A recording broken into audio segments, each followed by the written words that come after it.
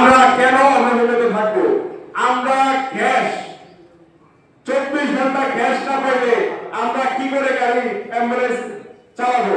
একটা লাশ নিয়ে যখন ঢাকা থেকে আমরা বরিশালের উদ্দেশ্যে রওনা দিই বা পটুয়াখালীর উদ্দেশ্যে রওনা দিই, আমরা সময় মাফিক তো করে আমরা রওনা দিতে পারবো না। ধরেন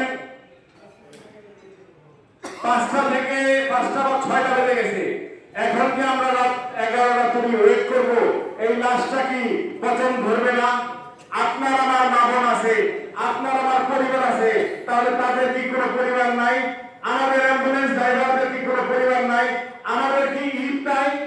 আমাদের কি কোনো কিছুরই দরকার নাই?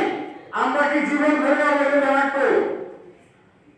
যাই হোক, আমি বেশি কথা বলবো না। ইনশাআল্লাহ আমাদের কেন্দ্রীয় নেতৃবৃন্দ যে কর্মসূচি ঘোষণা করবে, আমরা ঢাকা জেলার পক্ষ থেকে অবশ্যই সেই কর্মসূচি পালন করব।